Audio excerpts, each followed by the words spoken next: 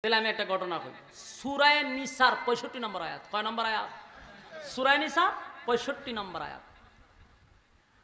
আল্লাহর রাসূলের যুগে এক নামদারি মুসলমান আর এক ইহুদি, বলুন, এক নামদারি মুসলমান আর এক ইহুদি, দুই ব্যক্তির মধ্যে একটা জিনিস নিয়ে ঝগড়া লাগছে। নামদারি মুসলমান ব্যক্তিরা হয় জিনিসটা আমার, ইহুদি হয় রে এটা আমার। এই আমার লইয়া লাগছে দ্বন্দ্ব, কিন্তু এটা তো সমাধান হয় না।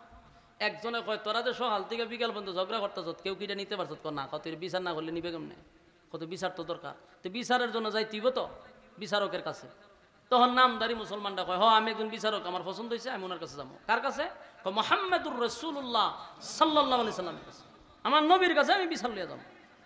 ইহুদি ব্যক্তি চিন্তা করলো, হের নবীর কাছে বিচার লইয়া যাইব, আচ্ছা অসুবিধা নাই, আমি যাইতে রাজি। ইহুদি ব্যক্তি আর নামদারি মুসলমান দুইজন রাসূলের কাছে গিয়ে, হুজুর জিনিসটা তো আমার।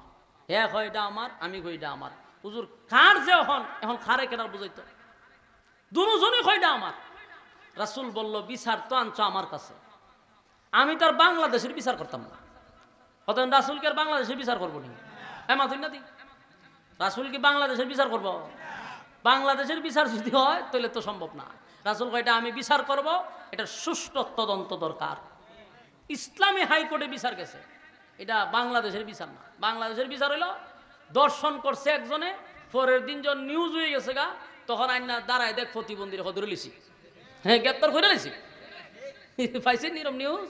16 বছর এই নাটক দেখতে দেখতে এখন আমরা আর দেখতে মন চায় না।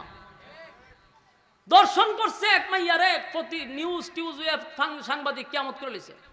পড়ছিনি পুলিশ বেকায়দা, প্রতিবন্ধী একটা না হারিয়া কয় যে অনেক চেষ্টা করে তারা ধরছি, মানছে আসে আর কয়বার এটা চেষ্টা করার লাগেনি, এদি ভালো করে আটতেই পারে না, ক্ষতই হইতে পারে না, দর্শন করলো কেমনে?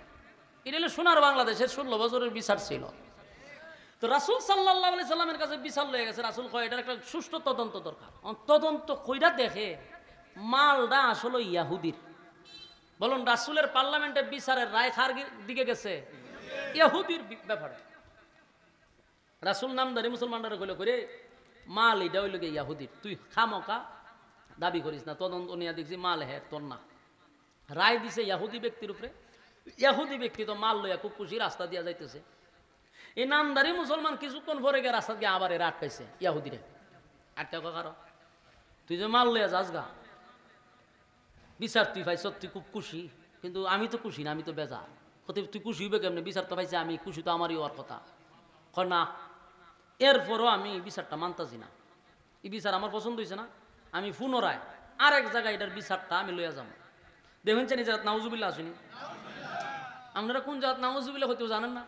রাসূল বিচার করে দিছে, এর পছন্দ হয়েছে না, এখানে নাউজুবিল্লাহ না সুবহানাল্লাহ একটা হইতেই কত এ কত বড় হোক, হে কত বড় শয়তান। দেখেন কয় তুই যে বড় খুশি, কত ইহুদি ব্যক্তি মাল পাইছে, হে তো খুশি হওয়ার কথা। দেখো আমি তো খুশি না, আমার মনটা চাইতেছে বিচারটা আমার হইছে না, আমি বিচারটা আরেক জাত লয়ে যাবো। চিন্তা করেন, রাসূল বিচার করে দিছে, এখন আর পছন্দ হয়েছে না। তখন ইহুদি ব্যক্তি করি, তুই তো মারাত্মক শয়তানের খারাজিল কি, রাসূল তোর নবী বিচার করে দিল মাল আমার, তুই রাস্তাতে আমারে কস যে বিচার তুই মানুষ না, তুই এখন কার কাছে বিচার লয়ে যাবে? হয় আমি বিচারটা উমরের কাছে লয়ে যাবো। ইহুদি ব্যক্তির ধারণা হইল, আমি যদিও ইহুদি, নবী মানি না, কিন্তু আমার বিশ্বাস আর আকীদা হলো মুসলমানদের বিচারটা হয় সঠিক। বলুন, মুসলমানের বিচার হয়, যেহেতু আমি মনে মনে জানি মালটা আমার, তো বিচারের রায় আমার পক্ষে আসবে। এটা হলো ইহুদি ব্যক্তির ধারণা। হে তো মাঝখানে আমার বার্কিনিংটা করতেছে, আচ্ছা করুক, তো ল কুনানো যাইবে বলে আমি যাবো উমরের কাছে, চল আমি উমরের কাছে যাবো। লইয়া গেছে উমরের কাছে, খলিফাতুল মুসলিমিন উমরের কাছে যাওয়ার পরে বলুন তো জাগা মতো গেছে না? উমর কি নরম না গরম? গেছে গিয়া, হুজুর আমরা একটা বিচার লই আসছি। কি বিচার? বলে মালটা আমার। ইহুদি কয়টা ইয়ার? হুজুর বিচারটা আপনি করে দিন। ইহুদি ব্যক্তি, হুজুর কারণ বিচার করবেন পরে, আগে শুনেন, আপনার দ্বারা যে বিচারটা হন লইয়া নিয়েছে, এই বিচারের সমাধান আপনার রাসূল করে দিছে। এই বিচারের সমাধান আপনার নবী মুহাম্মদুর রাসূলুল্লাহ সাল্লাল্লাহু আলাইহি সাল্লাম, উনি বিচার সমাধান রায় আমার পক্ষে আইছে। ওনের বলে পছন্দ হইছে না, এ আপনার কাছে আইছে। আবার উমরের শরীরের রক্ত গরম হয়ে গেছে, চেহারার রং পরিবর্তন হয়ে গেছে। উমর জিজ্ঞাসা, কিরে ঘটনা কি সত্য? বলে জি সত্য। বিচার কি রাসূলের কাছে নিয়েছিলি? বলে হ। বিচার পছন্দ হয়েছে না? না। কে রাইছ? তা আপনার বিচার পছন্দ হইব। আচ্ছা তো দাঁড়া। উমর হচ্ছে তুই কেন খারাপ থাক, আমি একটা যে উমর ঘরের ভিতরে গেছে, কি একটা তরবারি লই আইছে, আইয়া খারিয়া কয়, আল্লাহর রাসূলের বিচার যার কাছে পছন্দ হয় না সে পুনরায় বিচার আমার কাছে নিয়ে আসছে সমাধান দেওয়ার জন্য। আমি উমরের সমাধান হইল বডির থেকে মাথা আলাদা করা। একটা সেদ মারছে, জাগাত বডির থেকে মাথা আলাদা করে দিছে, খল্লা উড়াইয়া বলাইছে।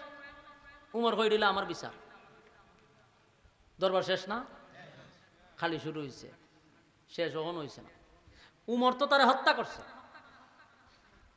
কিন্তু হত্যা করছে পরে ওই যারা হত্যা করছে এর আবার কিছু আত্মীয় স্বজন, হেরা আবার উমরের নামে হত্যা মামলা করছে রাসূলের আদালতে। কথা বুঝতেছে? উনান্দার দরবার নিয়ে কই লাগাইছে। খলিফাতুল মুসলিমিন উমরের বিরুদ্ধে হত্যা মামলা করছে। ইসলামিক শরিয়া অনুযায়ী হত্যার বদলা রায় হলো হত্যা। বলুন, হত্যার বদলা ইসলামের বিচার কি? কেউ যদি কাউরে হত্যা করে হেরো হত্যা করে লাও, এটা ইসলামের বিচার। উমরের নামে মামলা করছে হত্যা মামলা, বিচারের রায় কি হবে? হত্যা। উমরের হত্যা করতে হবে। বিচার দিছে রাসূলের কাছে। যেই মাত্র মামলা হয়েছে হত্যা মামলা উমরের নামে, আল্লাহর রাসূলের সারা পশম দিয়া ঘাম মোবারক বাইরে শুরু হয়েছে। কেন বাইরেছে জানেন? খলিফাতুল মুসলিমিন উমর চিন্তাত পেরে গেছে গা। আল্লাহ রাসূল চিন্তাত করছে যে উমরের বিরুদ্ধে যে মামলাটা এখন দিল, এখন আমি যে বিচার করব এই বিচারের রায় কি? হত্যা। তো উমরে যে হত্যা করতো রাসূল সাল্লাল্লাহু আলাইহি ওয়াসাল্লাম, আল্লাহ রাসূলের শরীর দিয়া ঘাম বাইর হয়ে গেছে। কারণ উমর তো সাধারণ কোন সাহাবী না। বলুন, উমর কি সাধারণ সাহাবী? উমর কোন সাধারণ সাহাবী না। রাসূল সাল্লাল্লাহু আলাইহি ওয়াসাল্লাম এই বিষয়টা নিয়ে চিন্তা করলো যে উমরের নামে যে বিচার আসছে আমরা তারা হত্যা করতে। রাসূল এত চিন্তিত হইছে যে আমি উমরে তো আল্লাহর কাছে ছায়া আনছিলাম। বলুন, উমর কি এমনি এমনি হয়েছে না? রাসূল দোয়া করে আনছে। উমরে রাসূল দোয়া করে আনছে। এখন দোয়া করে আইনা দিয়ে বেজার লাগাইলো। এখন তো উমর আমার হাতে ফাঁসি দিতেইব। কিন্তু রাসূল কি আর আমরা বাংলাদেশের সরকারের মতো চার ফাঁস দিয়ে বুঝতে লাইব? রাসূল বিচারের জন্য পূর্ণ প্রস্তুতি নিয়েছে, উমরে ফাঁসির কাষ্টে ঝুলাবে। ঠিক এই মুহূর্তে আল্লাহ রাব্বুল আলামিন সূরা নিসার 65 নম্বর আয়াত নাজিল করছে। নাজিল কইরা আল্লাহ নিজে উকিল হইছে উমরের পক্ষে। দেখেন তো সুবহানাল্লাহ আছে নি? আপনারা সুবহানাল্লাহ কোন সময় ঠাডা বললে আমার কইতিব তো হুজুর আমরা এটা কারণে পড়ি না, আমরা কোনো দুর্ঘটনা হইলে সুবহানাল্লাহ পড়ি। ঠিক আছে, তো সুবহানাল্লাহ পড়ার কথা। আল্লাহ নিজে উকিল হইছে। উমর কি সাধারণ? হ্যাঁ, সাধারণ ব্যক্তি না। উমরের ব্যাপারে আয়াত নাজিল হয়ে গেছে। রাসূল যেহেতু চিন্তিত ফাঁসি দিবে, এর মধ্যে আল্লাহ আয়াত নাজিল করে কয়, ফালা ওয়া রাব্বিকা লা ইউমিনুনা হাত্তা ইউহাক্কিমুকা ফীমা শাজারা বাইনাহুম সুম্মা লা ইয়াজিদু ফি আনফুসিহিম হারাজাম মিম্মা কাদাইতা ওয়া ইউসাল্লিমু তাসলিমা। আল্লাহ বলেন, রাসূল আপনার রবের কসম করে বলি উমর কোনো অপরাধ করে নাই। উকিল কে? বিচারক কে? এই কিছুক্ষণের জন্য রাসূল বিচারক হয়ে গেছে আর আল্লাহ নিজে উকিল হয়ে মামলা ডিসমিস। কারণ আল্লাহ বলতেছেন উমর কোনো অপরাধ করে নাই, কোনো নির্দোষ মানুষকে উমর মারে নাই। তার পক্ষের লোকেরা বলতেছে রাসূলের কাছে যে আপনারা ধর্মের মধ্যে কোন জায়গা কি আছে যে পুনরায় বিচার আরেকজনের কাছে নিয়ে যাওয়া যেত না? না, এটা তো নাই। তাহলে আমার ভাই অপরাধ করছে কি? তার পছন্দ হইছে না, সে আরেক জায়গায় বিচার লইয়া গেছে, এটা তো কোনো অপরাধ না। এই কারণে উমর আমার বাইরে হত্যা করছে, এখন এর মামলা হলো আপনার কাছে দিলাম, তারা হত্যা করতে হবে। মামলার রায় তো হত্যা, কিন্তু আল্লাহ হয় উমর বিন্দু পরিমাণ অপরাধ করছে না। ঘটনাটা কি? ঘটনা রইল আল্লাহ হয় আপনার রবের কসম। কার কসম? আল্লাহ হয় আপনার রবের কসম করে বলি উমর কোনো অপরাধ করে নাই, উমর নির্দোষ মানুষকে মারে নাই। তাহলে ঘটনাটা মাঝখানে কিতা ঘটলো? আমরা তো দেখলাম হেরে হত্যা করলো। মূল ঘটনাটা হলো ওই যে আমি আপনার একটু আগে ওয়াজ করলাম, এটার যে রেগে আইছি আমি, যে আমরা সমাজের অনেক মানুষ নিজেরে ইমানদার দাবি করি, নিজেরে মুসলমান দাবি করি, মুসলমানের ঘরের মুসলমান হিসেবে দাবি করি, কিন্তু আমাদের মধ্যে আল্লাহর হুকুমও নাই, রাসূলের তরিকাও নাই, কিন্তু দাবি করতেছি মুসলমান। এরকম নামদারি মুসলমান 1400 বছর আগেও ছিল। তখন তো ওহী আইসা জানাই দিত, তখন তার ওহী আয় না। এই জন্য আমরা নামদারি অনেক মুসলমানরা সমাজে বসবাস করতেছে বুক ফুলাইয়া। ওই যেই ব্যক্তিটারে হত্যা করছে, আল্লাহ তখন আয়াতের শেষের অংশে বলে, ফালা ওয়ারাব্বিকা লা ইউমিনুনা হাত্তা ইউহাক্কিমুকা ফীমা শাজারা বাইনাহুম সুম্মা লা ইয়াজিদু ফী আনফুসিহিম হারাজাম মিম্মা কাদাইতা ওয়া ইউসাল্লিমু তাসলিমা। আল্লাহ বলেন, আপনার রবের কসম, উমর কোন নির্দোষ মানুষকে হত্যা করে নাই। যারে হত্যা করছে সে কোনো মুসলমানই ছিল না। বলুন, সে কি ছিল না? মুসলমান ছিল না, সে ছিল একটা মুনাফিক। বলুন, সে ছিল একটা মুনাফিক। যে মুখ দিয়া কয় আমি ইসলাম ধর্ম গ্রহণ করছি, আমি একজন ইমানদার, কিন্তু বাস্তবে আপনার নবীর বিচার তার পছন্দ হয় না। নবীর বিচার যার পছন্দ হয় না, একি কোনো অ্যাঙ্গেলে মুসলমান? হ্যাঁ, কথা কই না? নবীর তরিকা যার পছন্দ হয় না কি মুসলমান? আল্লাহর হুকুম যার পছন্দ হয় না কি মুসলমান? তে আল্লাহর হুকুম পছন্দ হয় না, রাসূলের তরিকা পছন্দ হয় না, এমন লোক বাংলাদেশে আসেনি না, খালি অন্য জায়গায় আছে, আপনার এই এলাকাত নাই। অনেক লোক আছে মুসলমান, কিন্তু দেখবেন নবীর তরিকা অনুযায়ী সে চলতে রাজি না, আল্লাহর হুকুম সে পালন করে না। ওই হে যদি মুনাফিক হয়, 1400 বছর পরে এখনের সমাজের মানুষও মুনাফিক। কারণ নবীর তরিকা অনুযায়ী চলে না, আল্লাহর হুকুম মানে না। তাহলে মুখ দিয়া বললেই মুসলমান, আমি ইমানদার বললেই হবে না। এটা দাবি করছেন কিন্তু কার্যকরী হয়েছে না। আল্লাহ কয় সে নিজের দাবি করে মুসলমান, সে মুসলমান না, সে মুনাফিক। আপনি বিচার করে দিয়েছেন, তার পছন্দ হয় নাই, সে আল্লাহ এবং তার রাসূলের তরিকা অনুযায়ী চলতে চায় না, সে নিজের মুসলমান দাবি কইরা সে মুনাফিকের পরিচয় দিছে। আর উমর কোনো মুমিন রে মারে নাই, উমর মুনাফিকরে হত্যা করছে। মুনাফিকরে হত্যা করুন, ঠিক আছে, হেরে যদি হত্যা না করতো তাহলে হে তো সমাজের ভাইরাস, সমাজ ধ্বংস করত।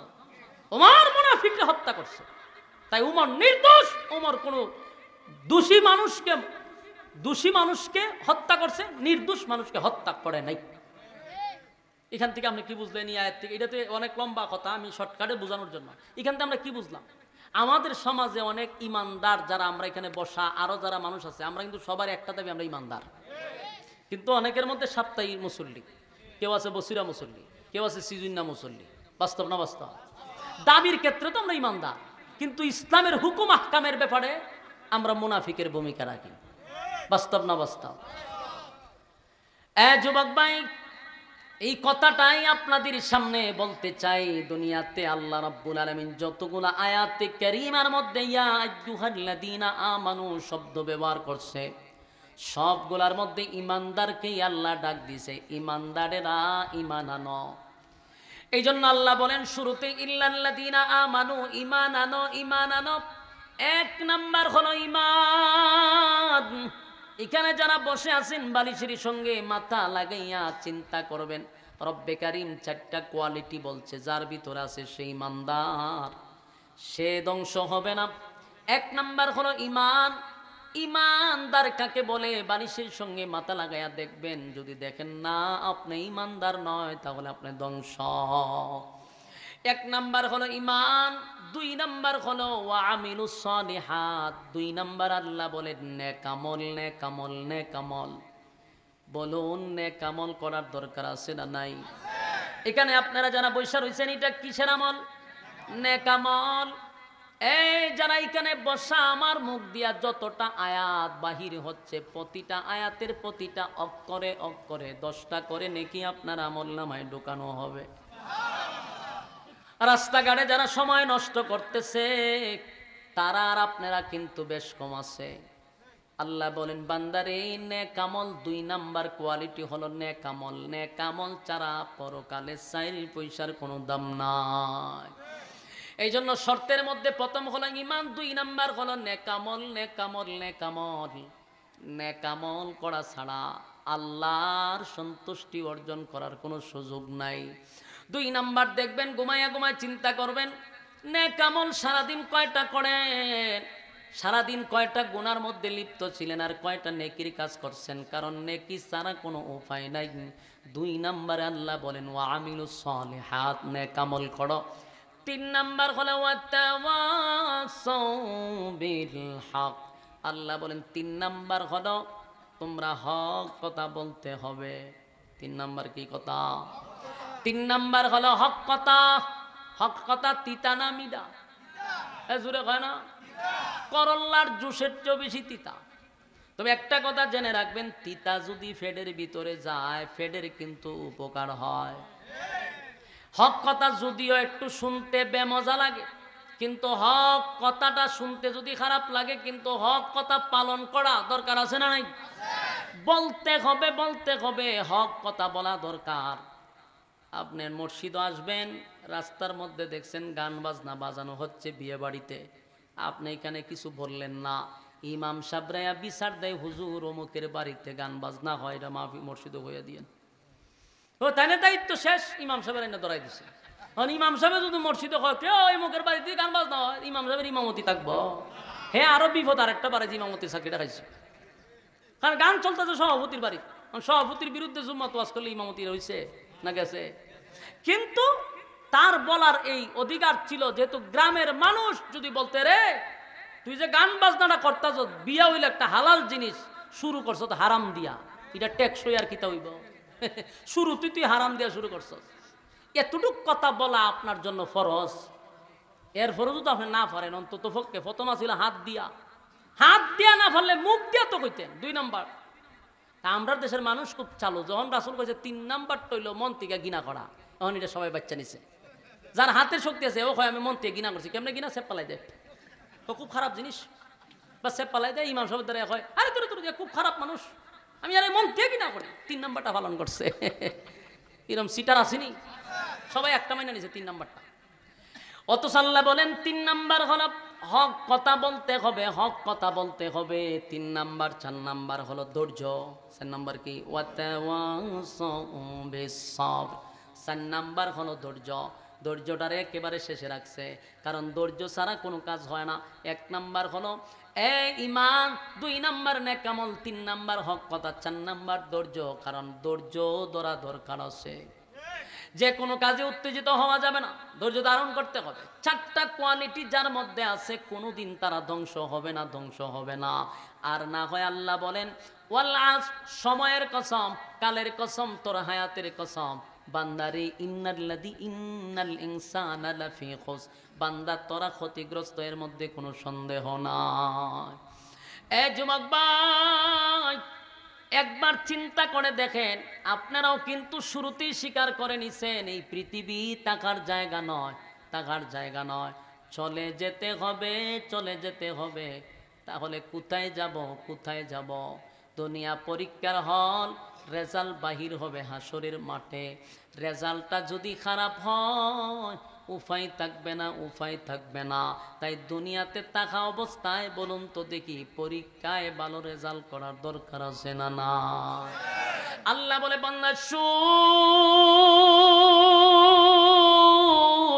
অনর্থক বানাই নাই, অনর্থক বানাই নাই বান্দা, অনর্থক তোদেরকে বানাই নাই, অকারণে বানাই নাই, নিষ্প্রয়োজনে বানাই নাই। তোরা কি মনে করছস আমি তোদেরকে অনর্থক বানায়া দুনিয়ায় পাঠাইছি?